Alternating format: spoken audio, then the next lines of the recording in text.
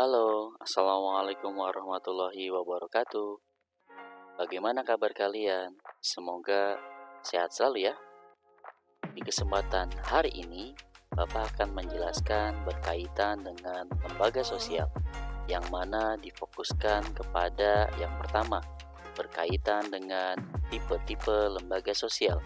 Yang kedua, berkaitan dengan jenis-jenis lembaga sosial. Yang ketiga, berkaitan dengan peran lembaga sosial dalam pembentukan keteraturan sosial. Yang berikutnya terkait dengan unsur-unsur keteraturan sosial. Dan yang terakhir kita berbicara terkait dengan penyimpangan sosial. Poin yang pertama berkaitan dengan tipe-tipe lembaga sosial. Untuk tipe lembaga sosial dibagi menjadi 5 tipe. Tipe yang pertama ialah berdasarkan perkembangan. Yang pertama ada kresif, yaitu lembaga yang tumbuh secara alami dalam masyarakat, seperti adat istiadat. Misalnya atau contoh dari tipe lembaga kresif ialah lembaga perkawinan. Yang kedua, dari tipe yang sama yaitu berdasarkan perkembangan, ada enacted, yang artinya lembaga yang dibentuk secara sengaja melalui perencanaan seperti undang-undang. Nah, untuk tipe yang kedua yaitu berdasarkan nilai, di mana jenisnya ada dua. Yang pertama ada basic, di mana lembaga yang mendasar bagi kehidupan sosial seperti keluarga.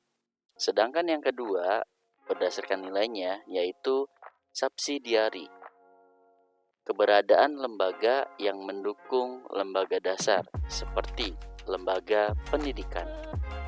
Kemudian untuk tipe yang ketiga yaitu berdasarkan penerimaan. Masih sama, jenisnya ada dua. Yang pertama ada approve, yaitu lembaga yang diterima dan diakui secara luas dalam masyarakat. Yang kedua adalah unsanctioned, artinya lembaga yang tidak mendapatkan pengakuan resmi, namun tetap ada dalam masyarakat.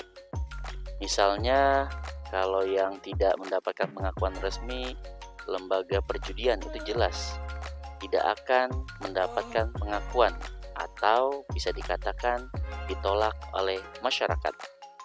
Sedangkan tipe yang keempat ialah berdasarkan penyebarannya. Dibagi menjadi dua. Yang pertama ada general dan yang kedua ada restricted. Yang pertama general, yaitu lembaga yang berlaku secara umum di masyarakat seperti lembaga agama. Sedangkan restricted yaitu lembaga yang terbatas pada kelompok tertentu seperti perkumpulan hobi. Nah, tipe yang kelima atau yang terakhir ialah berdasarkan fungsi. Jenisnya masih sama, ada dua. Yang pertama regulatif, yaitu lembaga yang berfungsi untuk mengatur dan mengendalikan perilaku seperti lembaga hukum, misalnya lembaga kepolisian. Sedangkan yang kedua, lembaga operatif, di mana lembaga yang berperan dalam melaksanakan atau pelaksanaan aktivitas sosial, seperti lembaga ekonomi. Di poin berikutnya, kita berbicara terkait dengan jenis-jenis lembaga sosial.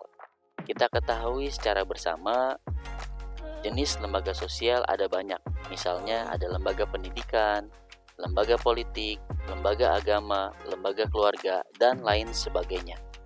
Nah, terkait dengan lembaga pendidikan, di mana lembaga ini bertujuan untuk mentransfer pengetahuan dan nilai atau value kepada generasi berikutnya. Sedangkan dalam jenis lembaga politik, di mana mengatur kepemimpinan, kekuasaan, dan pengambilan keputusan dalam masyarakat. Sedangkan jenis yang ketiga ialah lembaga agama, di mana lembaga agama memberikan pedoman moral dan spiritual bagi masyarakat.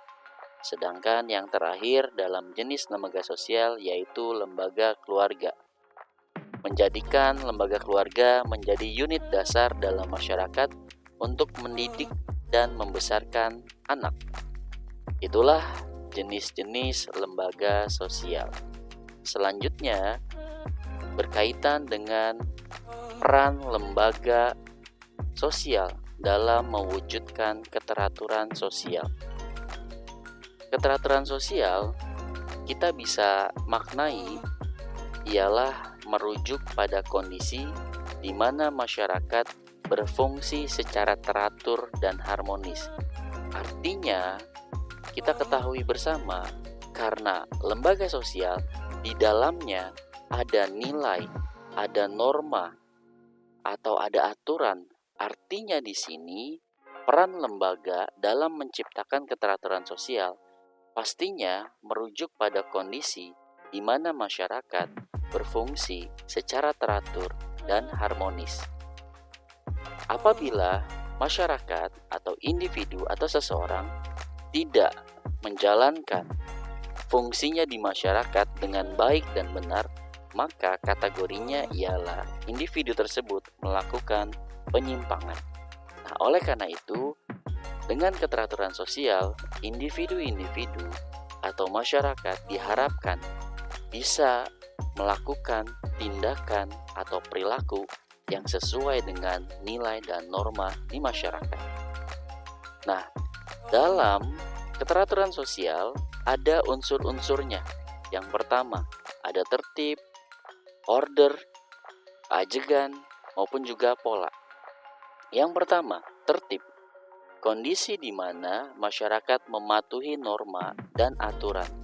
Dalam kehidupan sehari-hari, kita bisa memberikan contoh berupa antri atau tertib ketika memasuki pintu tol, atau antri ketika kita membeli jajanan di kantin sekolah, dan lain sebagainya. Itulah cerminan dari unsur keteraturan sosial yang pertama, yaitu tertib. Yang kedua, order atau perintah. Nah, di sini kita bisa maknai sebagai apa? Keadaan yang menunjukkan adanya sistemisasi dalam hubungan sosial. Contoh, ketika kita sebagai warga di suatu wilayah atau di suatu tempat diminta oleh ketua RT untuk bisa melaksanakan kegiatan kerja bakti. Itu bagian daripada order alias perintah. Perintah yang diberikan oleh ketua RT kepada masyarakatnya. Nah, unsur yang ketiga yaitu keajegan, di mana kita bisa definisikan yaitu stabilitas dalam pelaksanaan aturan dan norma. Keajegan dalam kehidupan sehari-hari kita bisa berikan contohnya ialah misal kalian sebagai murid setiap hari pakaiannya pasti putih-putih. Kemudian Selasa putih abu-abu, Rabu pramuka, Kamis batik, Jumat pakaian muslim dan muslimah. Nah, itulah keajegan. Artinya di setiap pekannya sudah berjalan sesuai dengan aturan dan norma yang berlaku yang mesti kalian patuhi.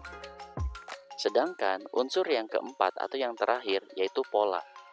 Bentuk atau struktur hubungan sosial yang terus berulang. Contohnya, misalnya kita terhadap orang tua, pastinya secara hubungan sosial bagaimana harus bisa menghormati, bagaimana harus bisa memberikan hal-hal yang positif dan lain sebagainya. Nah, itulah terkait dengan unsur-unsur keteraturan sosial. Yang berikutnya terkait dengan penyimpangan sosial. Tadi sudah Bapak sampaikan, apabila masyarakat tidak bisa menjalankan nilai dan norma yang ada di masyarakat, keteraturan tidak akan bisa terwujud. Justru memunculkan sebuah masalah. Masalahnya ialah berupa apa? Penyimpangan sosial. Penyimpangan sosial kita bisa maknai sebagai perilaku yang tidak sesuai dengan norma atau aturan yang berlaku. Perlu digarisbawahi, artinya seseorang dikatakan menyimpang apabila perilakunya tidak sesuai dengan norma atau aturan yang berlaku di suatu masyarakat. Di poin berikutnya, berkaitan dengan teori-teori penyimpangan sosial. Teorinya ada 3. Yang pertama, ada differential association, yaitu menyatakan bahwa penyimpangan dipelajari melalui interaksi dengan orang lain. Ibaratnya, kalau kita main ke tukang minyak wangi, kita akan kebagian wanginya. Nah, kurang lebih seperti itu terkait dengan contohnya. Yang kedua, teori labeling menyatakan bahwa penyimpangan terjadi karena label atau cap yang diberikan masyarakat. Contoh, misalnya ketika si A baru pertama kali mencuri, ketahuan oleh masyarakat, kemudian langsung dilabel si A itu sebagai pencuri. Nah, kurang lebih seperti itu. Kemudian teori penyimpangan yang ketiga terkait dengan teori tipologi adaptasi yang dikemukakan oleh Robert Camerton, di mana definisinya ialah mengidentifikasi 5 tipe adaptasi terhadap tujuan dan cara yang diakui masyarakat. Nah, 5 tipe adaptasinya terdiri dari ada konformitas, inovasi, ritualisme, pengunduran atau retretism, dan pemberontakan alias rebellion. Nah, dari kelima itu terkait dengan tipe adaptasi yang tidak menyimpang, yaitu konformitas. Itulah teori-teori terkait dengan penyimpangan sosial. Semoga kalian bisa memahaminya lebih baik. Yang terakhir, berkaitan dengan bentuk-bentuk penyimpangan sosial.